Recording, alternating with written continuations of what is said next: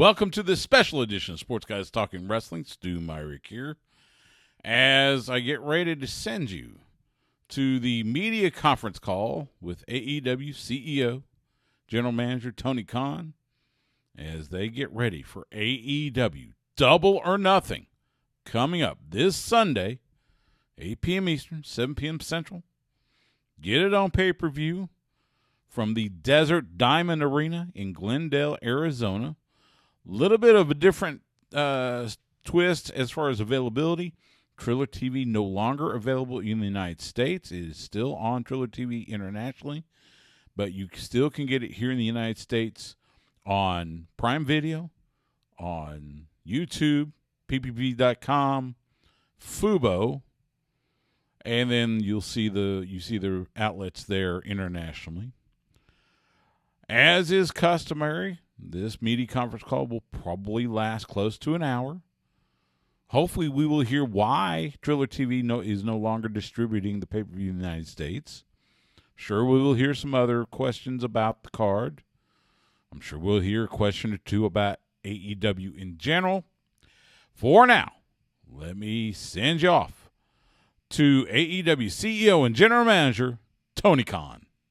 I'm really excited to be here with everyone today.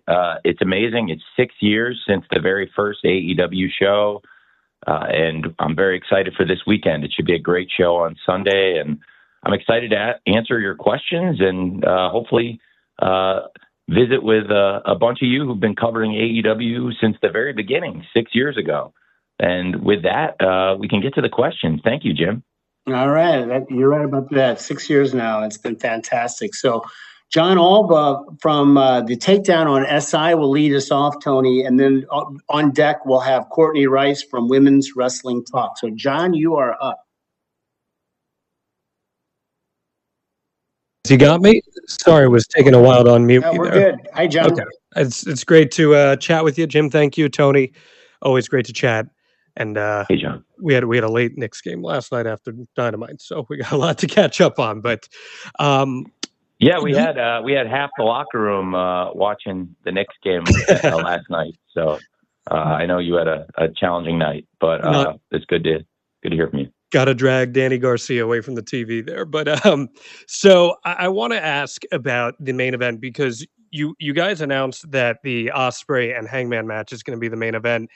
Traditionally, not always, but traditionally, the Anarchy and the Arena match has served as the main event for this. And this year, you're including the women in it for the first time. The Death Riders have been involved in your main event scene for the almost past 5 months now, and there's been some mixed feedback online as a result of that.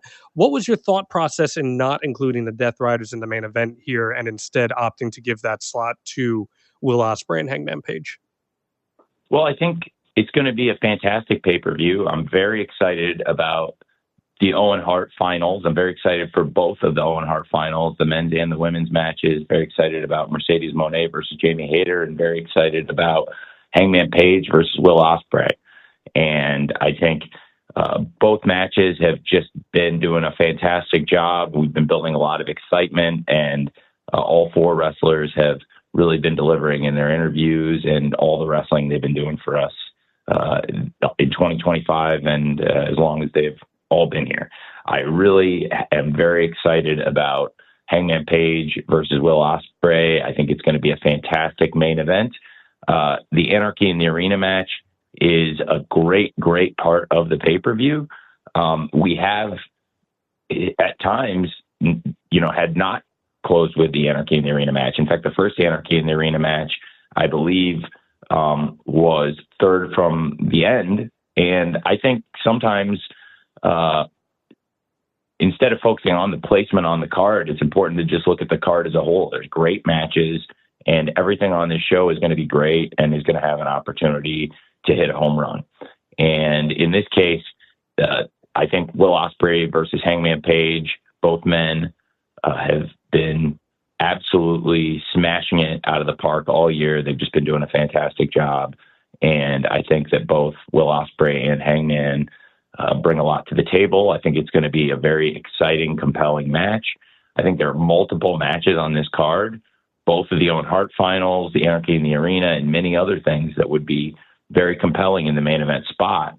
But I think Hangman and Will Ospreay are going to do a great job there. And when I looked at the very first Anarchy in the Arena match, it was actually not at the end of the show, and many people thought that was potentially the best one yet. So I don't think it necessarily has to go at the end, when you look back. And then looking back at some of our best shows, some of our best matches in the history of AEW, Hangman Page and Will Ospreay have been involved in some of the greatest matches and some of the greatest moments ever in AEW. And I can't wait for their match this Sunday at Double or Nothing. Thanks for asking, John. Okay, thanks, John. Courtney Rice from Women's Wrestling Talk is next, and then Jason Powell from ProWrestling.net will follow Courtney. Courtney, you're up. Courtney, Hello? there you go. Yep. Hello? Gotcha. Okay. Hi, Tony. I want to talk about one of the women's matches happening at Double or Nothing, and you mentioned about the Owen Hart women's tournament between Mercedes Moné and Jamie Hayter, and we did see the promo last night between those two ladies, and want to focus a lot about Jamie Hayter, since a lot of people are now starting to get into AEW and not familiar with her. A lot of people tend to forget she was a former AEW women's champion, and she had a few setbacks between her injury and her visa. And my question regarding this weekend's match between both of these ladies, is it a possibility we get to see a resurgence with Jamie Hayter and having her back into the title picture for the AEW Women's Championship? Yeah, I think it's going to be a great match. And both of the finalists, Jamie Hayter and Mercedes Moné, are two of the best wrestlers in AEW. They've had very different paths to get here. Jamie Hayter's been in AEW for a long time, but like you said, she's had some challenges along the way. She was in AEW actually dating back in 2019. And then when the lockdown happened, she was away for a long time, and she came back as a completely different wrestler. And Jamie Hayter's really somebody that, looking back to the very first year of AEW, has been with us and done great things and continued to improve, got better and better, and reached the height of the profession. She became the world champion. And like you said, she's had some setbacks with injury. And then we had to get her visa renewed, which worked great. And she's back, and she's doing some of the greatest work in her career. I think right now she's doing the very best work of her career. The stuff last night with Mercedes and Jamie Hayter was absolutely fantastic. And I think she's met her match. Mercedes Moné is one of the best wrestlers on the planet. Mercedes Moné is the face of the TBS channel. And both of these women will be a great number one contender, whether it's Jamie Hayter or Mercedes Moné. Either one of them is a great number one contender to whoever wins the AEW World Championship match between Timeless Toni Storm and Mina Shirakawa. I think to have so many great names and great wrestlers in the title picture, it's very intriguing. It's very interesting. I'm very excited about it.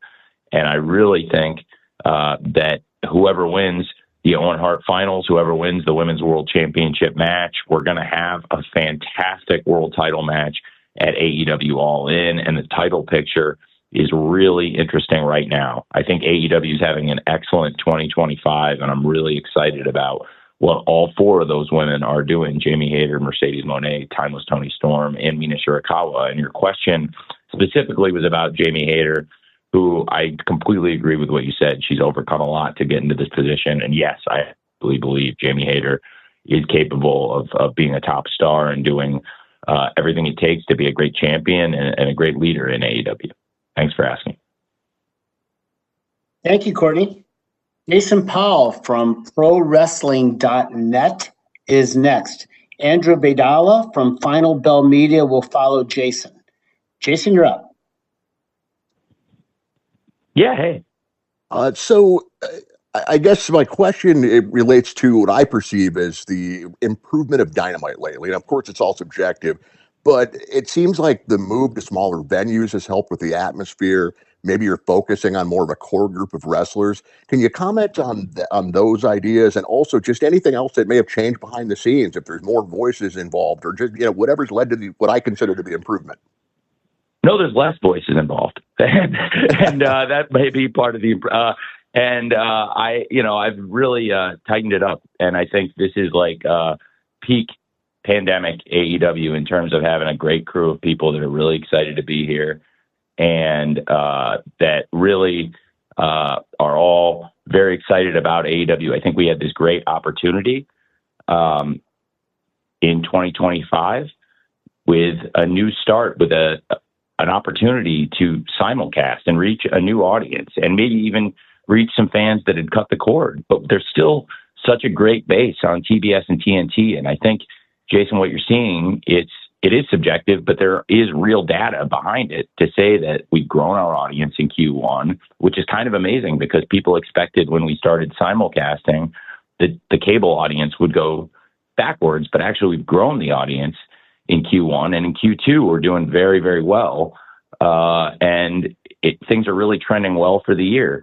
I knew this was a big opportunity for AEW, so in 2025, I've tried to make the most of it and go back to things that have worked really well for us since the beginning, and had that mindset like every week we're in Daly's place and we're going to do the very best AEW, whether we're in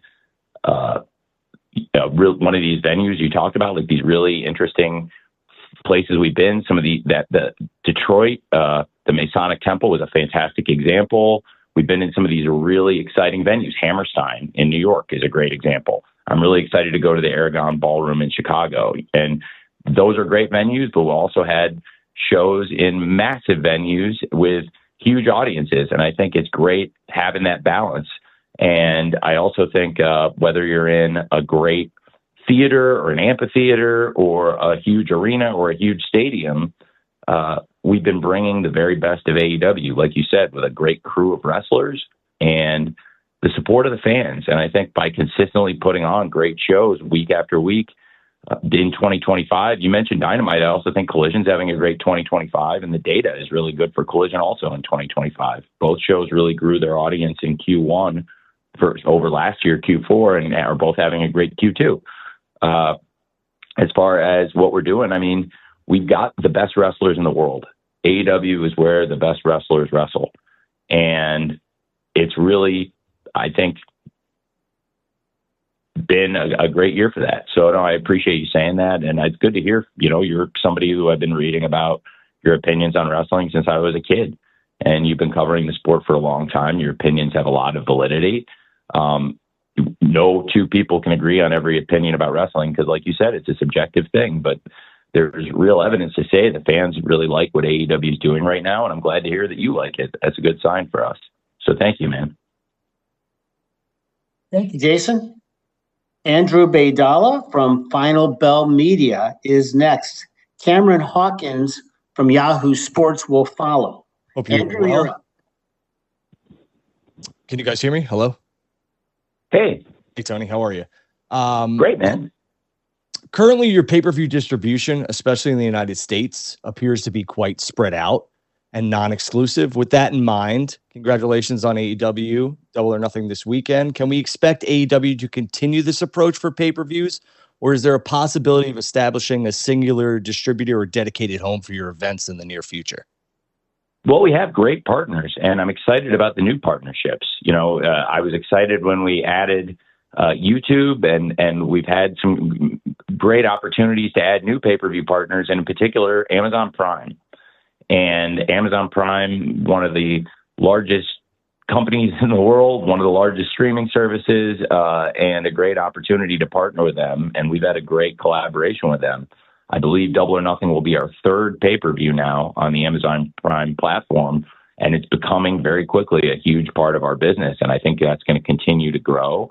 Long term, I still am looking towards pay-per-views on Max, and they're building that technology, as I understand, and that's something that would be very exciting for us. And I think we've also got the opportunity to sell on cable, satellite, and all these different providers.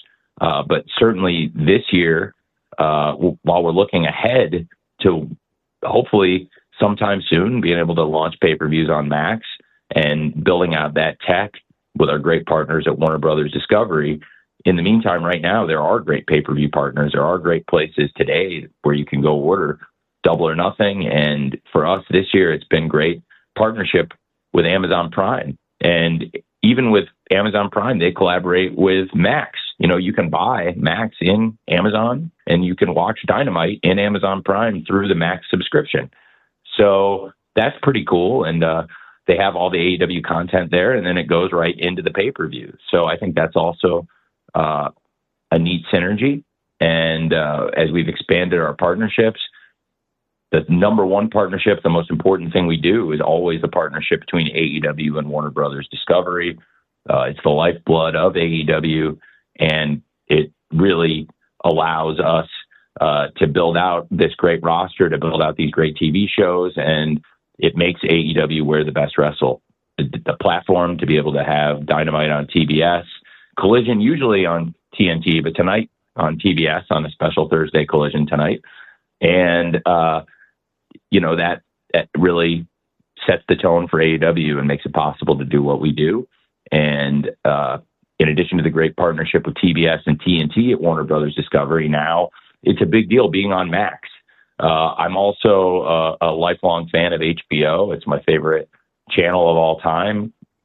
Almost all of my favorite shows, whether it's Sopranos, Succession, The Larry Sanders Show, and Curb Your Enthusiasm, and so many others, are all on HBO. And now, eventually here, coming soon, AEW is going to be part of an HBO Max, which really excites me. And as we're part of that Max family right now, you know, it's been great reaching the streaming audience with our TV shows. And eventually there's also the plan to have a pay-per-view menu, which is exciting. Thanks for asking. Thank you, Andrew. Cameron Hawkins from Yahoo Sports is next. I will follow Cameron with a write-in question, Tony, from Ella J., a wrestling gal. But first, let's go to Cameron Hawkins from Yahoo Sports. Seahawk. Yeah. Thank you for your time. Just a quick question. Recently, he's not on the card, but you guys signed Kevin Knight. He didn't really comment on TV. In your opinion, of course, you know, you run the thing, but any feedback you've received, any information you've heard, what makes AEW a great destination for young talent, in your opinion? Well, I think AEW is a great destination for young talent. I love working with young wrestlers. Our staff loves working with young wrestlers. I think what's really great is our veteran wrestlers love working with the young wrestlers. There's great opportunities to come here, learn from the very best wrestlers who have decades of experience, and even some wrestlers who are in the prime of their career right now and are in their prime, yet they have 10, 12, 15 plus years of experience despite being very young people. I think it's very, very impressive, the knowledge that the AEW locker room has. It's a very positive place. And I have to say, in 2025, I think it's the most positive it's been since we were in Daly's place. I really, really enjoy coming to the shows. And I think we have a really, really positive crew right now. And I think it's coming across in the TV show how much people really like in AEW right now. And Kevin Knight is a great example of that. That's somebody that came in, he got a great opportunity. It's no secret that one of the biggest and best stars in AEW is Jay White. Jay White's injury was very. I was upset. I really wish we had Jay White. I love Jay White. I think he's just absolutely fantastic. And in particular, this past year, whether it was the classic series of matches he had with Hangman Page, his performance in the Casino Gauntlet matches, just time after time, I think Jay White just comes through. He's absolutely fantastic. I really believe in him. And when he got injured, it's a blow to the company. It's a blow to Jay. It's a blow to all of us. And it was disappointing. But Kevin Knight really stepped in and has made the most of a great opportunity to rise up the card. And I think we like to give our young wrestlers opportunities. And it just so happened Kevin became an indispensable part of the AEW TV crew very quickly, and has really risen to the opportunity, whether it's in singles matches or teaming with Speedball Bailey, who's challenging for the Continental Championship this Sunday at Double or Nothing. I think Kevin Knight's just fit in AEW like a glove. And with Kevin in particular, it was interesting because I had already committed, because again, I care about developing, young wrestlers. I'd committed to sending Nick Wayne and Kevin Knight to Japan. And Kevin became so indispensable to the TV. It was like, man, if we'd known how big Kevin was going to be so quickly on the shows, because his role in the show did change. He really made the most of a great opportunity. We were planning to utilize Kevin, and I really, really like him. And then just like in other sports, when there's an injury and one of the star players gets injured, it creates an opportunity for one of the young players. And that's what happened here. And Kevin's really made the most of it. We were going to use Kevin on TV, but certainly he's gotten more opportunities, and especially being able to wrestle Will Ospreay in the Owen Hart tournament. And I think Kevin is just an excellent example of a young wrestler who's come in here and done a great job. And we're following Kevin's progress in New Japan Pro Wrestling, in the Super Juniors, but we're also really excited to have Kevin back in AEW, where he's got a bunch of great mentors. I really like working with Kevin. I think he's a fantastic young wrestler and a great example of the kind of young wrestlers we want to recruit, and also hopefully sets a good example for why young wrestlers would want to choose to be in AEW or even work with AEW and New Japan Pro Wrestling in a unique case like Kevin's. Thank you for asking, Seahawk. Thank you, Cameron. So, Tony, I've got a write-in question here from Ella J, a wrestling gal. I'm going to read it, and then I'd like to ask Bill Bodkin from the Pop Break to be ready after Tony addresses Ella's question, which is the following. With Anarchy in the Arena taking place this weekend, Willow and Marina make history by being the first two women to compete in this match. How important is it that these two are in this match?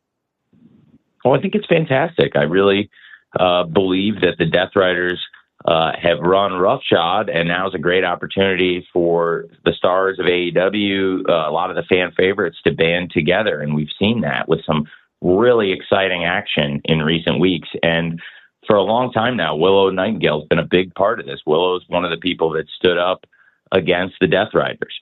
And I think it's really cool because Marina has interfered in a lot of these matches. Marina has gotten very physical with a lot of the wrestlers, has been very involved, and it makes total sense in this Anarchy in the Arena. So I thought it would be great for them to be in this match, and I'm glad people are excited for it. I think it's something new and different that we have not seen yet in the Anarchy in the Arena, but it makes total sense with what's happening in AEW right now.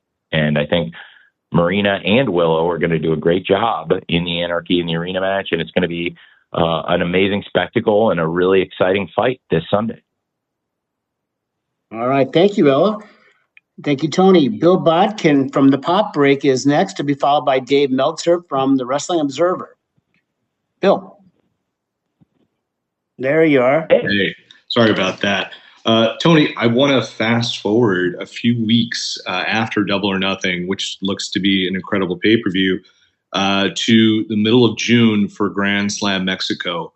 I know you're a lifelong wrestling fan like myself.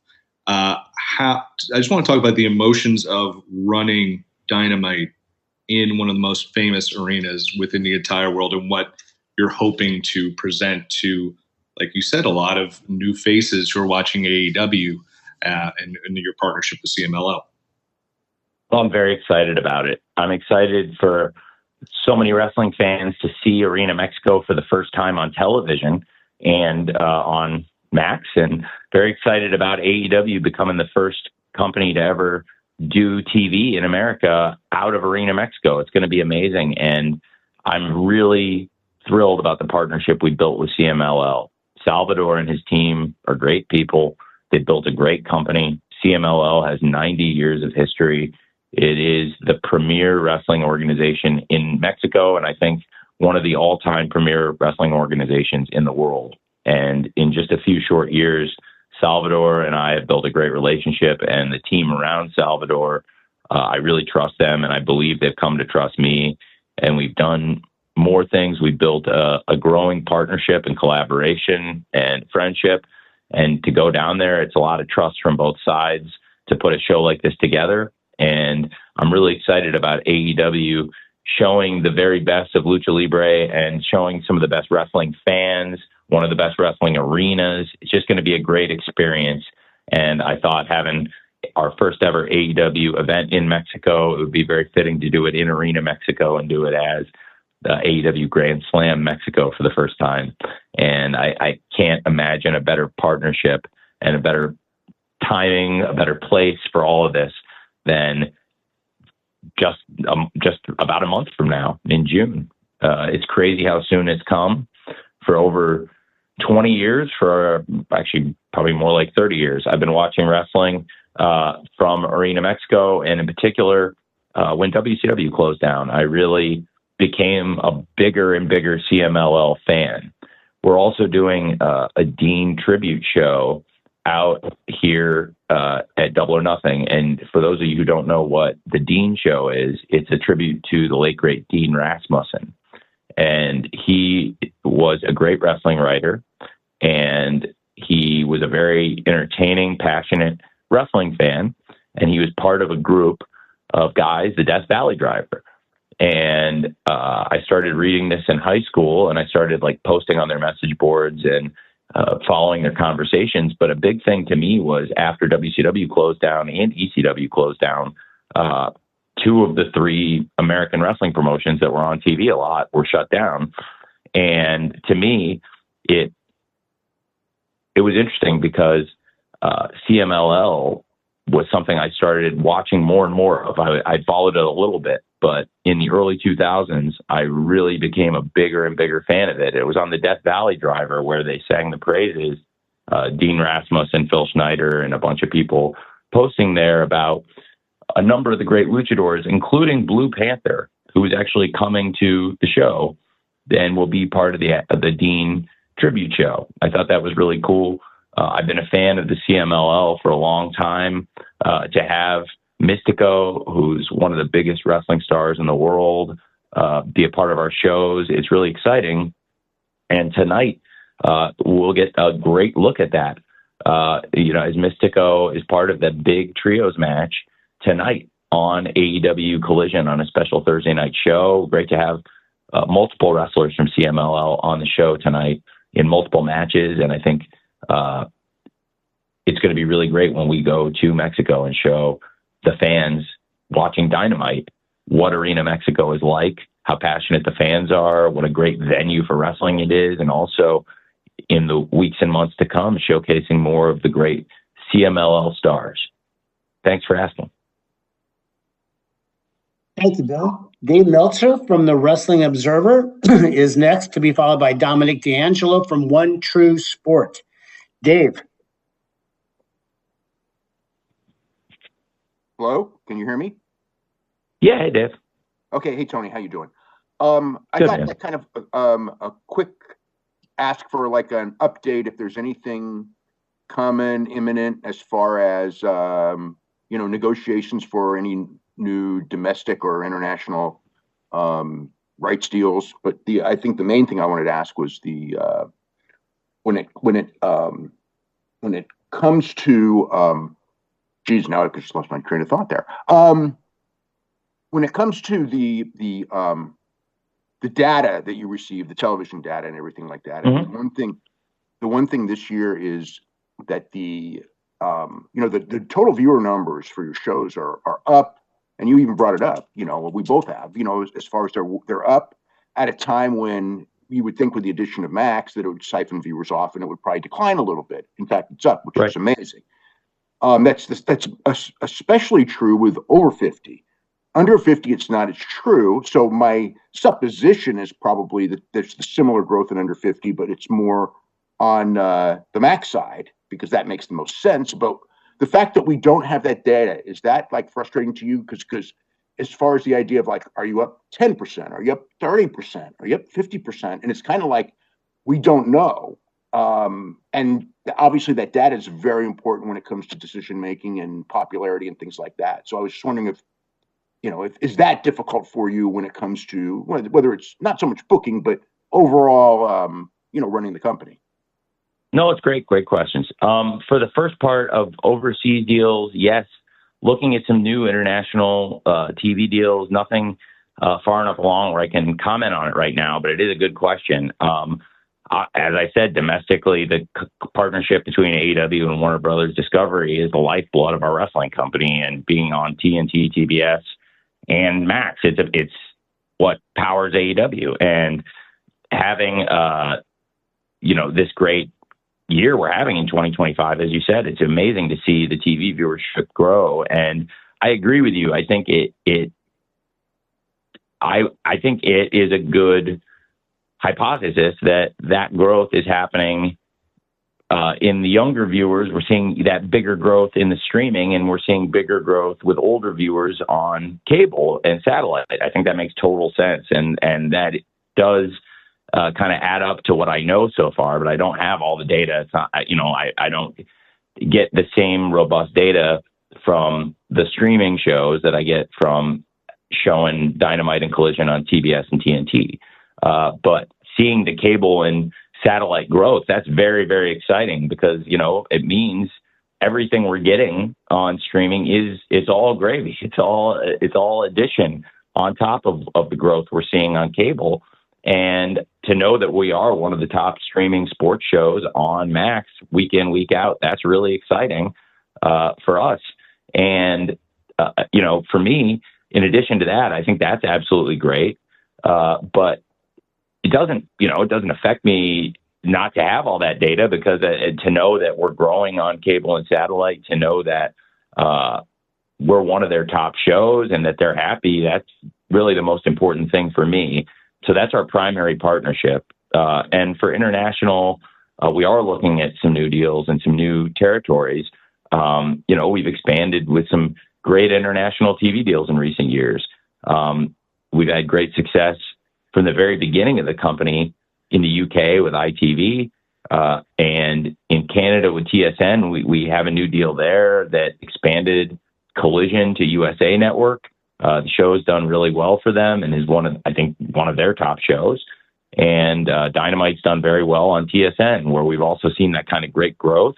We've had great growth in England this year. So worldwide, great lift in AEW in 2025. It's very exciting. And while I don't have all the specifics for the streaming numbers that I have for the cable numbers every week and all that very specific data, I know that they're very happy with what we're doing, and that makes me very happy. So it's a little bit of a different role for me. I'm used to being the sports executive, and whether it's with AEW wrestlers or some of the great football players and people I deal with in football, it's a little bit different being on that side of the table, trying to please the boss, trying to please the coach. And I think we've been doing a great job. I know they were really happy with our numbers this year. And I know that even last week in particular, we had our biggest Dynamite audience of the entire year and going back a long time. And that was extra impressive because, kind of like what we're talking about, the Dynamite audience last week, it was the biggest cable audience since September. But back in September, we weren't streaming. So it's presumably a lot more people than it was. So it's got to be one of our biggest audiences in a really long time for sure. And what's exciting is that growth. It's in the U.S., it's in the UK, it's in Canada, which are the three biggest TV markets for us right now. I think it's important to focus on India. I think there are very exciting opportunities there, and we are looking at that aggressively. And that is another area where we can grow the TV, because there are a lot of wrestling fans in that territory, and it's a great wrestling territory. And there are some other overseas partnerships we're looking at that I think can really help AEW and be good for the company. But one thing for international I'm really excited about that we were just talking about on my last question is Fox Sports Mexico. That's one of the newest TV deals. That's been absolutely great. They're doing a great job with the content. Mexico has some of the greatest wrestling fans in the world. Obviously, they're located very closely to the U.S. The time zones match up. The fandoms intersect. I love Lucha Libre. have been integrating more and more Lucha Libre into the shows. Tonight, you'll see a lot of the CMLL stars, which is not an isolated thing. And I think that Fox Sports Mexico partnership is also really exciting. Thanks for asking, Dave. Thank you, Dave. Dominic D'Angelo from One True Sport is next. I will follow Dominic with a write-in question from Brian Zillum from PW Torch. Dominic? Okay. Tony Abel, hear me all right? Yep. Hey, cool. Awesome. Great card, it looks like, for Double or Nothing. It is crazy. It's been 6 years. It's nuts to think that. But I did want to ask you, in ties to the pay-per-view, the passing of Sabu. And I know you had a strong bond with him in regards to you being at that stretcher match that he had at the ECW arena between him and Rob Van Dam. And I wanted to follow that up with the stretcher match you're going to have with Ricochet and Mark Briscoe. Is that paying homage to Sabu this weekend? And also just wanted your thoughts on the passing of Sabu and what he meant to you as a fan and as a promoter. Well, thank you for asking. When I was a kid, Sabu fascinated me. And I first saw him in wrestling magazines when I was 10 years old, 11 years old. I thought this guy was really interesting. I'd only seen photos of him. And one of the first times I ever talked to people on the internet was when I was 12 years old. There was and some of you might remember this, there was a Sabu versus Cactus Jack match, and it was before video was being live streamed on the internet. So there were guys giving play-by-play of the match in a chat room, which would not, it's basically like a forerunner to now on social media, people talking about the matches. And the first time I saw Sabu on video was on ECW tapes. And then the first time I got to see him in person was when I was 13 years old. Like you said, I've told the story many times, but just to reiterate it for the sake of completionism, I took this test to get admitted to the University of Illinois Laboratory High School when I was 13, and I did very well, and they admitted me to the school. I didn't want to go to the school, and I kind of took the test under somewhat false pretenses that if I passed it, at least it would show that I could get into this top school, but I didn't actually have to go. But then when I got in, my parents really did want me to go. I did not want to go to the school, and I told them that, and they said, well, let's negotiate. We'll do something. What is it you really want? And if it's reasonable, maybe we can do it. And I said, well, I'm 13 years old. Most of my best friends are people I talk to on America Online about wrestling. And I want to go to the ECW arena, and I want to see the show. I want to see the Sabu Rob Van Dam stretcher match. I want to see Chris Jericho's last weekend in ECW. And I was 13 years old, and my dad took me to Philadelphia. And it was the first time I'd ever seen wrestling live outside of Champaign, Illinois, my hometown. And the main event of the weekend was the Rob Van Dam versus Sabu stretcher match. And in AEW, I've had the pleasure of working with both men. And I really, really like Rob, and I really, really like Sabu. And Sabu came in for us fittingly around Double or Nothing. And he was a great person. I really enjoyed meeting him. I was a fan of him as a kid and as an adult. He captivated me. What a great career he had. He was one of, as I to reiterate and reuse the same word I said at the very beginning of this, he was one of the most fascinating wrestlers I've ever seen. And he was so captivating and nuts. And he was bigger than life, especially to the fans in the ECW arena. We're going to be going and doing a series of shows in that venue. And the last time I was in that building, the last time I set foot in there, I was 13 years old, and it was the stretcher match, Sabu and Rob Van Dam.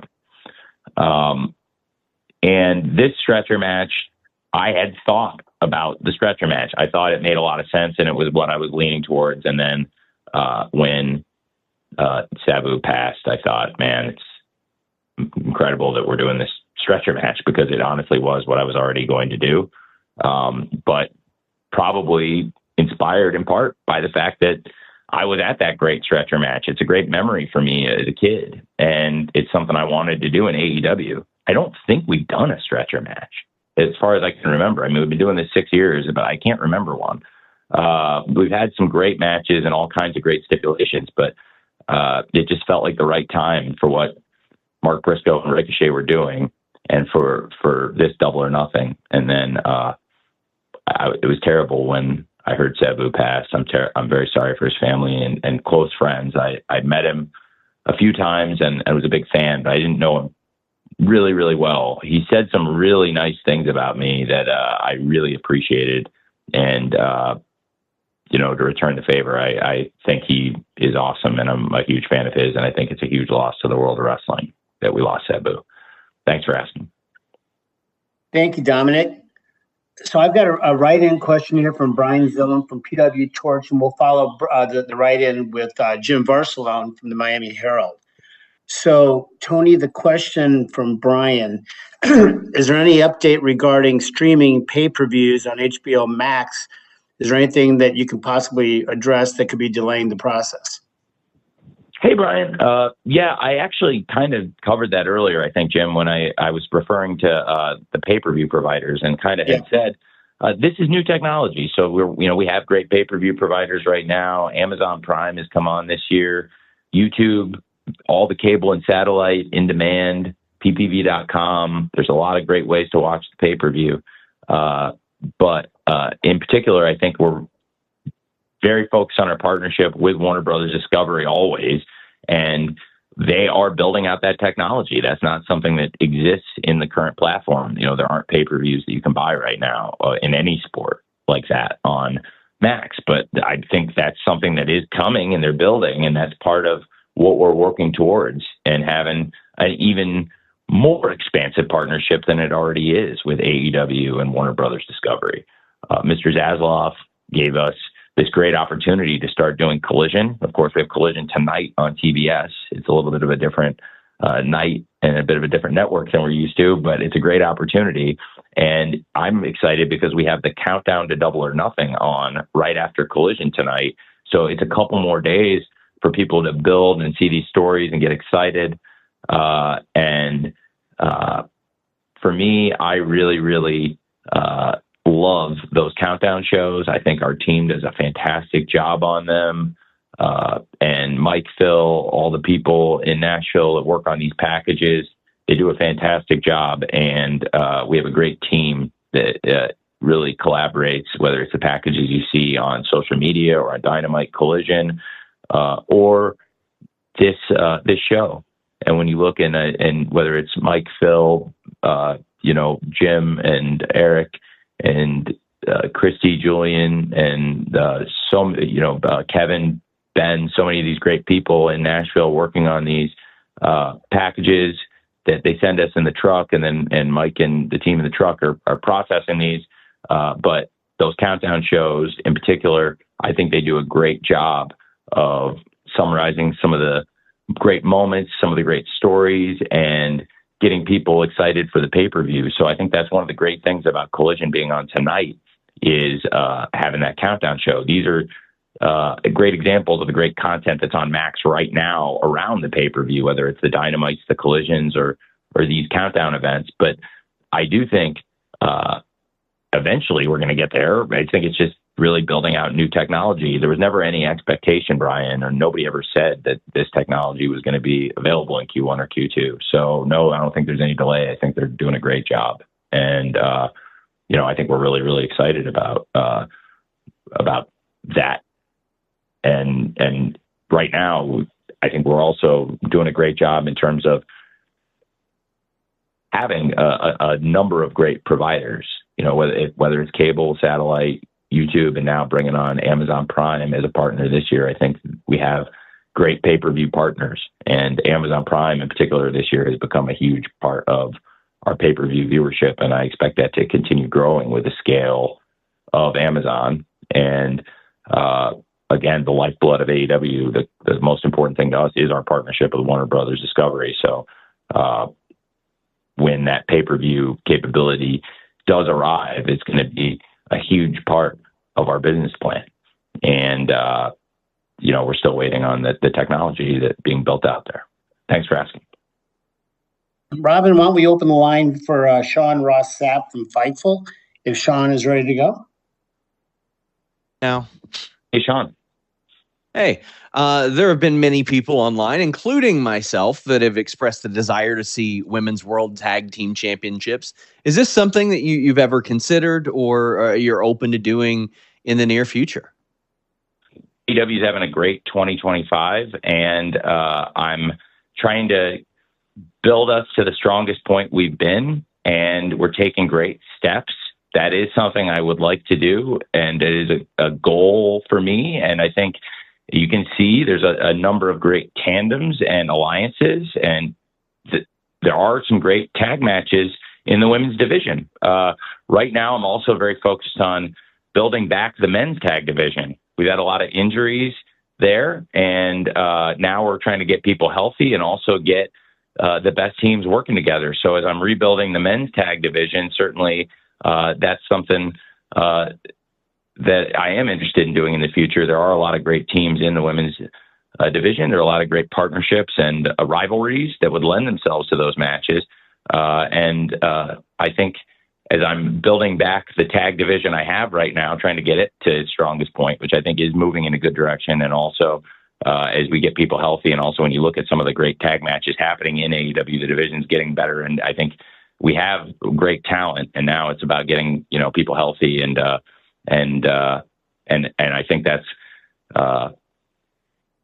in 2025, like I said, I've been trying to put on the very best shows we possibly can. And I think whether it's, for example, having an injury to Buddy in the Hounds of Hell, or having Kevin Knight, in that case, not an injury, but Kevin Knight was in a part of a great tag team with Speedball Bailey, where we lost one half of the team to the Super Juniors, but he'll be back.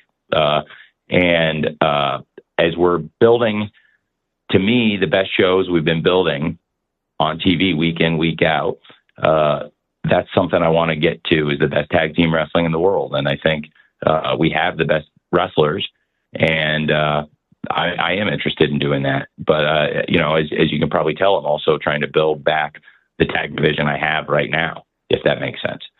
So thanks for asking. And I do think it's something I'm very interested in doing, and it is very realistic to see at some point. Thank you, Sean. I think we're going to try Jim Varsalone again from the Miami Herald. And if we're successful with Jim, we're going to have Amy Nemedy from WrestleJoy follow Jim. Jimmy there? All about that. Congratulations. No, it's okay. Congrats on 6 years. That's any company doing something and lasting 6 years and growing. Good for you all. Congrats. I want to talk about that, but I do want to mention Hurt Syndicate with MJF. Whatever MJF is involved in, it's just amazing. And it's going to be a great match. The Sons of Texas, you got Dustin and Sammy. That's going to be so cool. All the matches are cool. Tony, 6 years. When you look at stuff and you're talking about TV, streaming, Warner Brothers, all these different things, could you even fathom the growth in those 6 years when you're looking at this from the very beginning? And then how things change and you have to adapt and different things. But just how do you look at the growth of AEW over these 6 years? And thank you. Oh, thank you, Jim. It's amazing. It's amazing to think when we started in the MGM brand and had fans from all over the world come to support something new, and to think that fans have stuck with it. We've had support from day one. Some of you who've been following AEW from day one, and giving us the coverage and the opportunity to promote our product, and giving us fair coverage. I do think we've expanded and grown in great ways. It's very exciting to me personally, but I want to keep doing the most we can with it. It's a great opportunity. And I am so glad that the perception from our fans, the vibe around AEW right now is the company's doing really well, and the data supports it. It's just really great to see things clicking. And it makes me very happy because we're having this success, and it feels almost like we're having this success, but we have the same spirit we had when we were the lean, brand new company And like I said earlier, trying to take that spirit, like wherever we go, we're bringing the vibe like it's Daly's place, and everybody wants to be in AEW, and the fans are really feeling it. You know, you see the viewership, the growth, and like you said, the expansion to streaming. It's been a great 2025 for AEW, and we really want to keep it going. And that's why we're so excited about this Sunday, because Double or Nothing, as you said, the matches look great. The stories on TV right now are fascinating. The rivalries are captivating. It's a great time to be an AEW fan. It's a great time to be an AEW wrestler. And let's go Double or Nothing. Let's double down on it this Sunday. So I'm very excited about it. And Jim, you're one of those people that's been covering AEW for the whole 6 years. So thank you for that. And I appreciate your kind words. Thank you. Thank you, Jim. We've got Amy Nemedy from WrestleJoy next. And I think the time, if there's time after you address Amy's question, Tony, I've got to write in. But let's see. Let's get Amy in first. Amy, you're up. Hi, Tony. Can you hear me? Yeah, I can. Hi. Hi. First of all, I'm so excited to see AEW bringing Double or Nothing here to Arizona at the Desert Diamond Arena. It's been wonderful seeing all of the promotional flyers all over the LED screens at the venue. With this being your first time here for a pay-per-view, I also wanted to talk about another first. Hangman Page and Will Ospreay facing each other in singles competition in a dream match for the very first time. We have two beloved faces in AEW, Hangman being focused on his redemption while Ospreay is focused on his ascension. Both are chasing their destiny and both have a valid claim for the AEW World Championship. Can you talk about your thoughts on both of these men as representatives of AEW, as well as the dynamics of having two men who both fans really want to root for and see win for the Owen Cup Finals? Thank you. Well, I think it's something really exciting, and it's great to see how the AEW fans have supported each of these wrestlers. And when you look, Hangman Page has been with AEW from the very beginning. The first show, he was on the very first Double or Nothing, and it was very clear from the first show that Hangman Page was going to be somebody on the path to the AEW World Championship, and he accomplished that. He won the championship at Full Gear 2021, defeating one of the greatest wrestlers and champions of all time, Kenny Omega, for the title in one of the greatest matches in the history of AEW. And Hangman Page came so far, and eventually he did lose the championship. It was at Double or Nothing 3 years ago. And now, 3 years later, Hangman Page is on this road to redemption he's been talking about. And it's a fascinating match because, again, it's him going for his redemption versus the ascending star, Will Ospreay, somebody who is just an unbelievable wrestler, somebody who is an unbelievable leader. And both of these men are absolutely at the top of AEW right now. That's why it's so perfect to have the Owen Hart Finals be this dream match that nobody can predict and all of the fans are talking about. There's so much excitement around Hangman and Ospreay. I'm excited about it, and I can't wait for Sunday. And the opening interviews and the comments from Will Ospreay and Hangman Page about this match and the intensity, it just helped build the excitement. I thought they were just in a fantastic tag team match last week together. And then it really broke down at the end in terms of them having possibly an inadvertent coming to blows. And I thought that was a very, very great match. I thought that was a very interesting situation. And then this week, I thought that they just took it to another level. I think there were fans already really excited. There were fans going into last night's Dynamite really fired up and looking forward to Hangman Page versus Will Ospreay this Sunday. And I think fans are even more excited and more fired up for Double or Nothing after what they saw last night. And I think it's just going to be a great, great match. I'm really excited about it. It's a tremendous main event and very befitting the 6-year anniversary show of the entire company, 6 years from the launch of AEW Double or Nothing #7, and I'm really excited about it. I don't think we can pick a better main event. I think it's the perfect match. I'm really excited about Will Ospreay versus Hangman Page this Sunday. Thank you, Amy. Thank you, Tony. Tony, I think you can answer this one. We're going to close here with a write-in from Arunava Ghoshal. I think you can answer this one quickly. Darby Allin just achieved an amazing feat, placing the AEW flag at Mount Everest. So is AEW planning to celebrate this moment in the near future? Maybe a future title shot for Darby? Well, Darby Allin's one of the great wrestlers in AEW, and we're so proud of what he's accomplished. So proud. Darby Allin, he did it. He successfully climbed Mount Everest.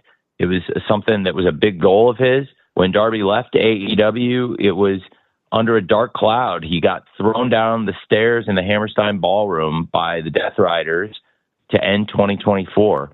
And he then went on this journey with, I think, 2 goals in mind. And one of his goals he absolutely had to focus on as he ascended Mount Everest was this journey he was going on and becoming the first pro wrestler ever to climb Mount Everest, one of the first pro athletes to accomplish this feat. And it's something that he should celebrate. And I think it's just an absolutely incredible achievement.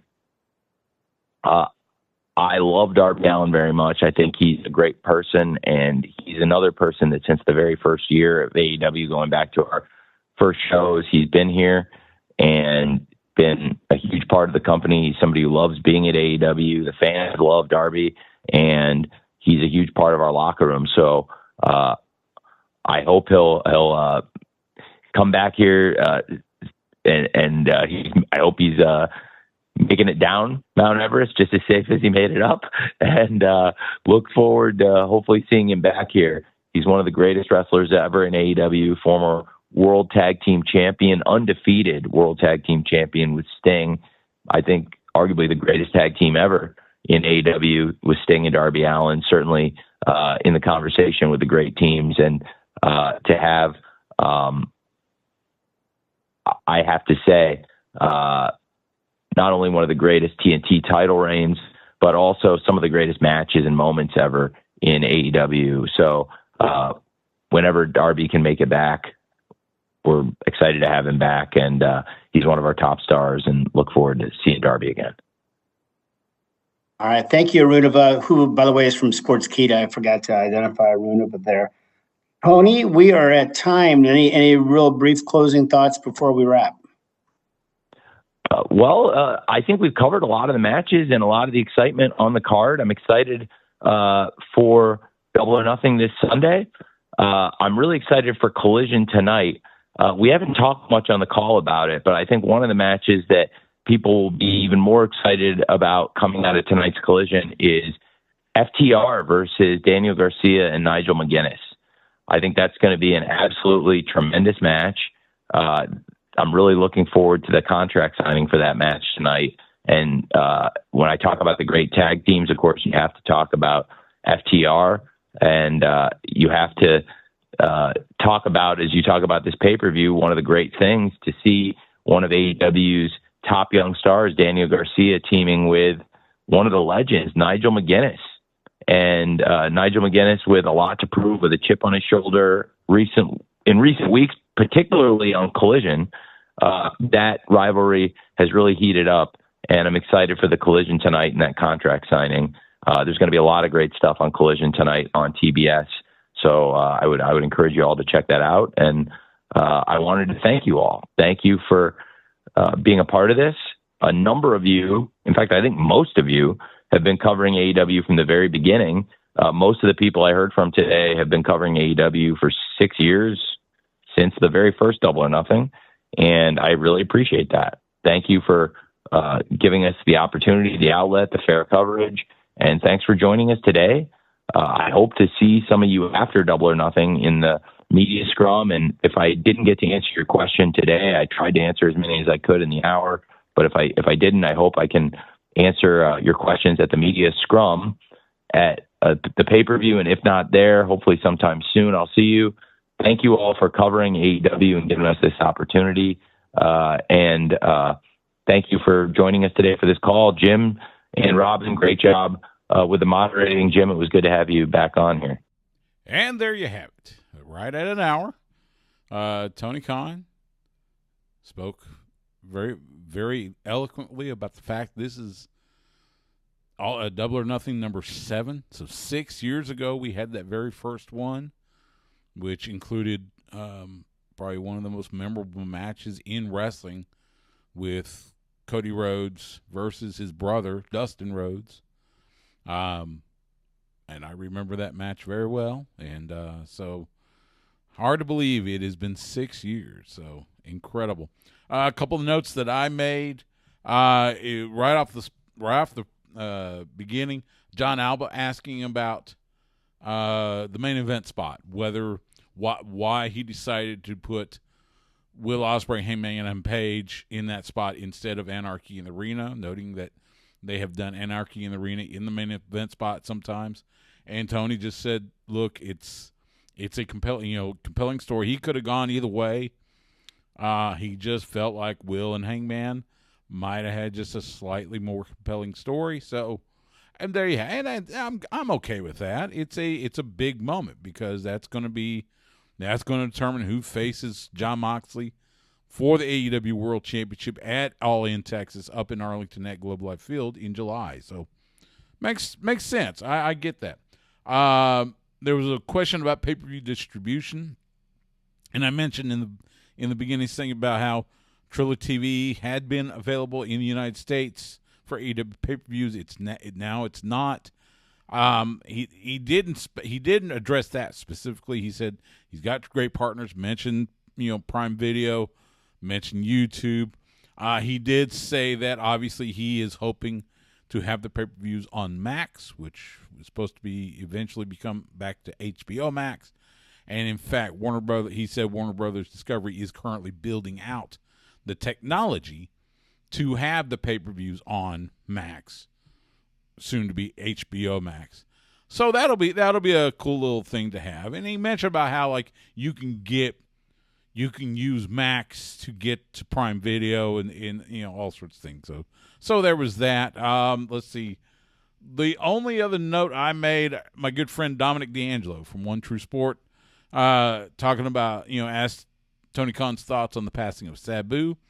And as he mentioned it, and I'll be honest, I am not as versed on ECW history as some would be. Being down here in Texas, we didn't see it a lot. But as it turns out, so this stretcher match between Ricochet and Mark Briscoe was inspired, according to Tony, from a stretcher match between Sabu and Rob Van Dam. And I had to look it up. It was in August of 1996.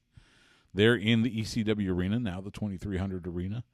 And so that's, he took inspiration from that to book this match, and that makes a lot of sense. And I think it'll be fantastic. So, all in all, like I said, right at an hour, mostly about the pay-per-view. This pay-per-view has got a lot of good stories going on.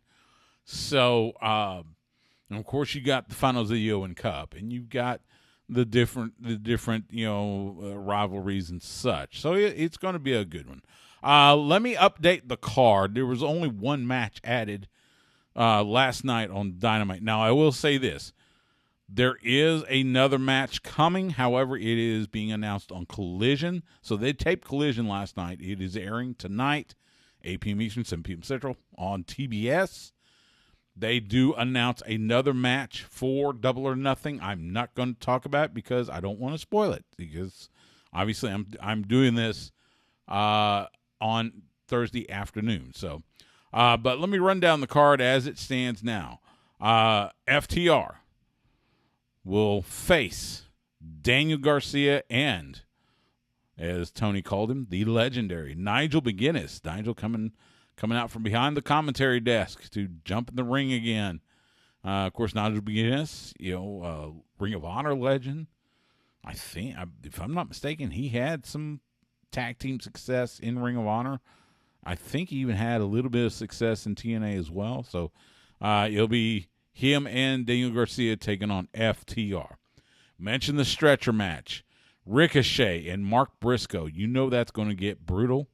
It's probably going to get bloody. It would shock me if Mark Briscoe doesn't bleed. It's going to be a symphony of violence, as I like to call it. So Ricochet, Mark Briscoe in the stretcher match. For the AEW World Tag Team Championships, the Hurt Syndicate, Bobby Lashley, Shelton Benjamin, MVP will be in their corner. I'm sure MJF will be lurking around as the newest member of the Hurt Syndicate. Will face the current Ring of Honor World Tag Team Champions and dear friends of mine, the Sons of Texas, the Natural Dustin Rhodes, and Sammy Guevara. So that'll be a fun match. It'll be a good match. I'll be interested to see how that story is played out, especially with Dustin, his connection to MVP, how far they go back. How will MJF get involved? Because he will. It's inevitable. For the AEW Women's World Championship, Timeless Toni Storm defending against the newest member of the AEW roster, Mina Shirakawa. As you recall, Mina won that triple threat match to get this shot, so she will challenge Timeless Toni Storm for that AEW Women's World Championship. Should be a great match. I don't expect Toni Storm to lose the title, however, because I got a feeling they got big plans coming up in July in Arlington. For the AEW Continental Championship, Kazuchika Okada will defend against Speedball Mike Bailey. This is a match that kind of came about pretty quickly. Interesting, on Dynamite last night, Okada didn't use bitch. He didn't say bitch, which, look, it was cute the first 1,000 times, but now it's just kind of played out and kind of tired. And I think that diminishes the greatness of Okada. So I hope maybe that's a turn. Hopefully they'll do that. But yeah, it should be a good match with him and Speedball Mike Bailey. In the let me go with this one. Anarchy in the Arena, and as you heard, it's not going to be in the main event spot, but it's going to be a big one. We now know who is going to be in the Anarchy in the Arena. We know it's going to be the Death Riders, Jon Moxley, Claudio Castagnoli, Wheeler Yuta, and Marina Shafir, along with the Young Bucks, Matthew and Nicholas Jackson. They will take on the current AEW World Trios champions, the Ops, Samoa Joe, Powerhouse Hobbs, and Katsuyori Shibata, along with the AEW International Champion, Kenny Omega, along with Swerve Strickland and Willow Nightingale. And, of course, I forgot to mention Jon Moxley, the current AEW World Champion. So you've got a couple of new twists to this match. First of all, 6-on-6. So it's usually been a 4-on-4 or 5-on-5. Now it's 6-on-6. And then we're going to have women involved in this match with Marina Shafir for the Death Riders and Willow Nightingale on Team AEW, for lack of a better term. What does that entail? How is that going to look? It's going to be interesting. I mean, because these Anarchy in the Arena matches can get wild. It goes all over the arena. So we'll see. We'll see what happens with that. I can see a case for either team winning. So it'll be a lot of fun to watch. And then the finals of the Owen Hart Foundation Cup tournament. On the women's side, Mercedes Moné, the current TBS champion, will face Jamie Hayter. The winner not only wins the Owen Hart Foundation Cup, but also gets a shot at the AEW Women's World Championship at All In Texas. And then on the men's side, Will Ospreay, the aerial assassin, taking on Hangman Adam Page, which should be a banger. And again, winner gets the Owen Hart Foundation Cup, and will face Jon Moxley for the AEW World Championship at All In Texas up in Arlington. So there's the card. I mean, should be a fantastic card. Should be a great show. I would suspect we might hear of a buy-in match or two between now and Sunday. As I mentioned, Collision tonight on TBS, 8 p.m. Eastern, 7 p.m. Central. I know they're going to announce one additional match at least on there.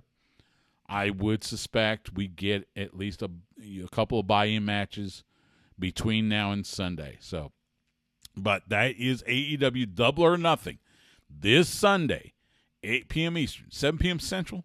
It will come to us from the Desert Diamond Arena in Glendale, Arizona, just outside of Phoenix.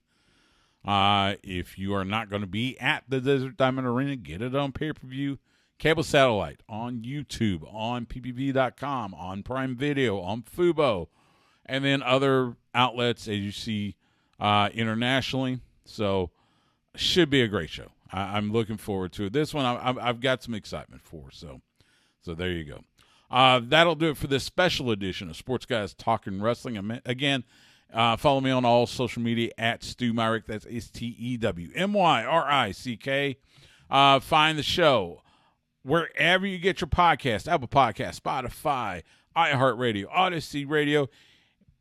While you're there, please make sure you rate and review the show while you're there. New podcast episodes drop every midweek. I'm Stu Myrick. Enjoy Double or Nothing, and I will see you at the matches.